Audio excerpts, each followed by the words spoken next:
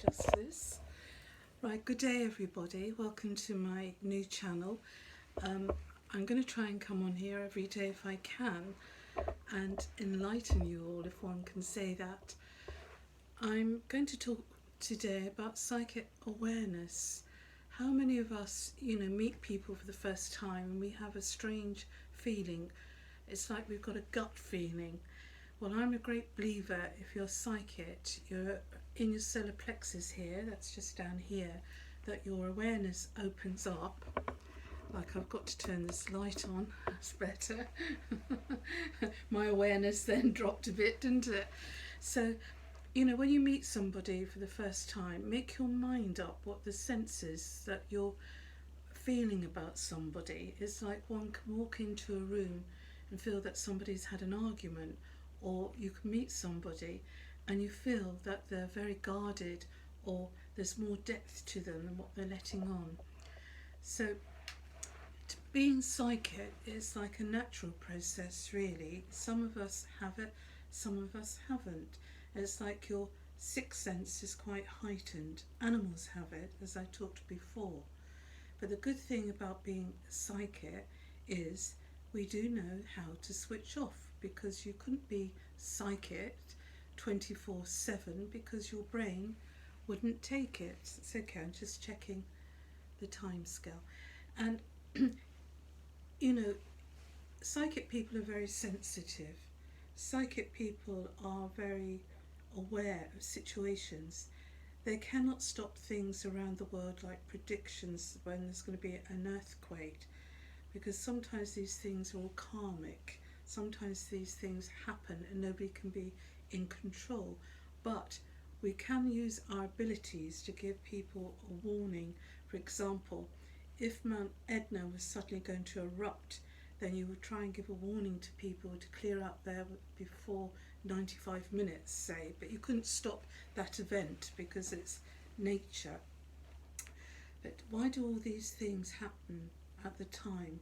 I often wonder in this century if it's not a cleansing around the earth, that we're having all these viruses, all these different things. Now, being psychic, we are aware of a lot of things that are happening on the earth plane, but we can't stop world events. And this is why it's so important for all light workers, clairvoyants, mediums, gurus, sages to all work together to try and help everybody on the earth. Because at the moment it feels very dark times. It feels like, what's happening to life. So we're having to face reality. So also being psychic, one has to give people reassurance as well when you see events, that we can see that much further. It doesn't make us godlike images. It doesn't make us, if you like, avatars. It doesn't make us descending masters, but it makes us very aware of situations. For example, if you saw somebody with an illness, you cannot walk up to them, tap them on the shoulder and turn around and say, you're going to die such and such a day. No clairvoyant can do that. But what you can do is, somebody comes to you, you can put it in such a way that they get help. If somebody, for example, females had abnormal cancer cells and things, very much gynae things, then one could say you need to see your doctor to have a checkup, knowing that that person will get helped, and possibly the doctor will refer them to have laser treatment to knock out those cells. So that's the good thing about being psychic. The bad thing about being psychic, people think you know every single thing in the universe. They seem to know that we're a psychic spiritual information board. It doesn't work like that for us, because we have to live in reality. We have to live in very much the physical world rather than the spiritual world. So we bleed, we cough, we suffer, the same like anybody else. But being psychic, you have to be strong. Wisdom comes to us as we grow older. Wisdom comes to us in many, many forms. So you use your ability, what God's given you, in the right direction. Being psychic is not to frighten people. Being psychic is to help and embrace people and guide them. Now, we have to be very careful what we say to people as well, because some people's interpretations is what they want to hear. And sometimes I have to put it in a way, and I have to be perfectly straight to people. I do tell people off at times because they need it. You know, it's like, what am I going to say to this person? This person's asking me, will they have a big property in Greece? And I know the answer's not. So I have to say, in this life, my dear, you have to work very hard for everything you want. Having mansions, having flashy cars and things are not important. Any car, it doesn't matter if it's an old banger, will get you from A to B, as long as it's roadworthy, of course. But you see, all these material things, we can't take them with us. But people that work hard and achieve it, it's as if you've got to say that's quite honourable. There's nothing wrong in having nice things. I call them psychic trappings. It's like most psychic people are drawn to the light. Most psychic people like glittery things. That could be associated with things in a past life, India. Because I know when I have some Indian clients or some people that are devotees of Sharavana Baba and Sai Baba, they all say, Auntie, you must have been Indian in previous life, so glittery, glittery. I've always liked crystals, I've always liked chandeliers, I've always liked fountains of clear, beautiful, sparkling water. I've always liked beauty, I've always liked beautiful people. You see, another thing about being psychic is you don't know anything else. Because as a child, I used to see auras, that's like beautiful lights around people's crown chakra here, and that around animals. I thought everybody else saw it also, but it's not till I grew older that I realised that not everybody can see that. You can see like a living energy around people, around the top. You can even look into the souls, if you like. You could look into straight into their eyes and feel the soul and feel everything. Some people have very short lives here. Why is that? It's not because they're bad people, it's because sometimes it's a different state of reality. It's like, you know, if people, and it's always sort of sweet people sometimes that go very quickly, of cancer and things like that. Even I used to couldn't get my head around it. Why is that sweet old lady there? As you know, I used to be a nurse. Why is that sweet lady just so sweet and gentle have passed? And I was asking my spirit guides and helpers, and they said to me, you cannot play God.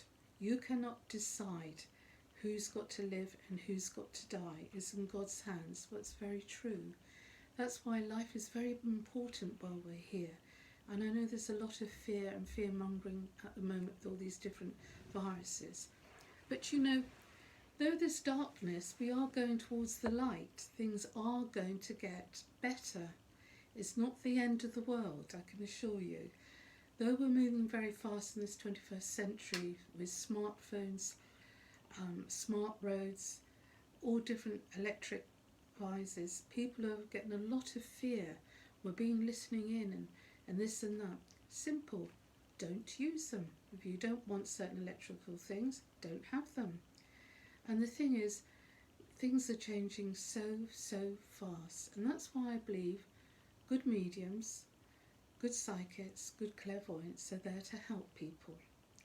You know, if we go through the Bible, really, it's all supernatural things, isn't it? When I'm talking about Moses walking through the Red Sea and dividing, and miracles happen, and Jesus materialising fish and wine, all miracles. We've had seers from centuries and centuries ago, Notre Dame, one, sleeping prophet, Edda Casey, many good people and things. And I believe it's been given to us, all these gifts, to reach out and help others.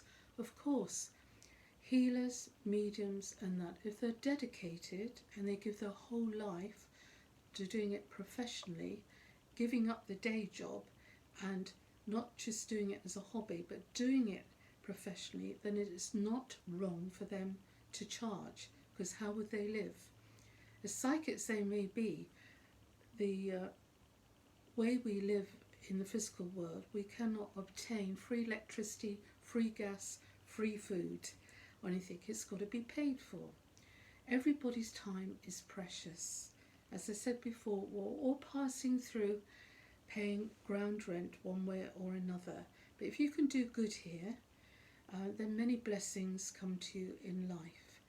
If you suffered from an early age, from your childhood, or you feel previous life, then it's good because we learn from that. There's a little bit of suffering makes us make sure that we don't go through there again. And I'm just looking at the time. I don't want to keep waffling on. Oh, that's good. But you see, also being psychic is personal responsibility of what you're telling people. You cannot be 24/7 switched on, seeing one person after another. For example, if people are offering healing freely, which I have done, you have a queue right down the bottom of the road, and you've got to remember the healer needs time to rest, because if a healer's giving and people are taking and taking, then that person's under extreme stress, and it can cause all kinds of problems to their health, because people can be quite selfish, you know. We're living in a me first society at the moment, and very much a society of materialism. We're seeing it now, aren't we, around the world, Christmas time. We're seeing that children got to have the latest gadget, the latest thing, as well as adults. You know, when I was a child, we just had one present. We had a stocking with one orange, one sugar mouse, and just little things. Might be pencils, rubbers and things like that, and one present, and we really appreciated it. And Christmas was a time that we all came together and shared and things. And they didn't have a lot of money then, like grandparents and people, but you would have a grandfather or a father making a doll's house or making a wooden toy for a child, and the love and the energy that went into that. Think about it. Because now we're getting toys all coming across from China, and you know, we used to be buying British goods and quite famous for British cars and that, and now it's all about cheapness and making money, which is quite sad really, isn't it? And you know, we've got beautiful things around us. I mean, we've got natural things growing, like we can go and get holly from a tree and put a bit of glitter on it and make it, you know, fun making things and putting the love and the energy into it. Because I'm a great believer that if you are a stable person and you are using your psychic gifts to help others, then good things happen. And you know, I'm just going to have a swig of coffee as I've been racing around this morning like one does. Right. And being psychic is natural for us. It's like, as I say, we prepare ourselves if we've got a reading. I go into deep meditation. I've got a most beautiful spiritual room here, and I'm running around with a hoover, putting fresh flowers and making it nice, a place or a sanctuary that I would like to go, and make it comfortable. Because a lot of people I'm dealing with are intelligent people. They're not people that, how shall we say, vulnerable people, though you can have some vulnerable people. Intelligent people and people that need guidance, people that have lost loved ones, even doctors, judges, you know, and it doesn't matter how spiritual you are, it's still going to hit you like a rock until it actually happens to you. And I think we're very, very, very blessed that we've got good mediums in this 21st century. I'm not talking about mediums doing theatres every night and making 25,000 and pocketing it. I'm talking about mediums that are working hard in colleges, teaching people, mediums that are doing demonstration work, mediums that are doing theatre work, and putting all that money into the charity, like we have the Hamilton Parker Foundation.org, and every penny goes into that charity to help the poor. Later on I will be doing shows and theatres, and all that money will be going for autistic children and diabetes children with diabetes 1, and we will personally, Craig, myself and Domenico, will gift the wards with sensory toys, televisions and things what's needed, and we'd like to see it handed over so we make sure they get it, because as you know, some of these organisations, a lot of money goes into administration, but I'm a great believer, let's see it happening now. Now we're trying to get a spiritual centre, as you know, and we will be recording live every Saturday from our film studio in Winchester, because we've got a lovely film studio there, and we have guests from all different backgrounds, and it's just like a chat thing, and then people come online and we answer things. But it's not a place for free readings. We don't need to give free readings. It's about connecting with people, like as far as Hawaii, Singapore, Croatia, all around the world. And if we do go in a lockdown after Christmas in January, it's nice to know that people can connect. And as I'm saying, Craig and I are very sincere people, and Domenico, and we try to bring all that vibration together. And as I said before, being psychic is personal responsibility. And being psychic, we know no other life. We enjoy our life. If you have people that come on this spiritual road and they get fed up doing email readings, I don't do email readings, I don't do telephone readings. I like face-to-face mediumship, because I like communicating with the spirit world and communicating with people that are here in front of me, because for me it's a joy. But if you get fed up of doing your psychic work, then it's not for you, because your heart, your soul, your love and compassion must come into that, because you see an awful lot of people that have suffered and you've got to catch them when they fall. It's like being an earth angel to help them. And you know, it's not been an easy road for most of these people that are doing spiritual work, but it's so lovely to be on that lovely energy of sincere, really sincere spiritual people. Now, the person that I admired most was Mother Teresa. Though she was a Catholic, she didn't necessarily do what the Catholic Church told her to do. She would pick up little ones in the gutter that were dying, and she said, I want them to know that when they leave this earth, they're truly loved. Now, to me, that's a saint. That's a remarkable person.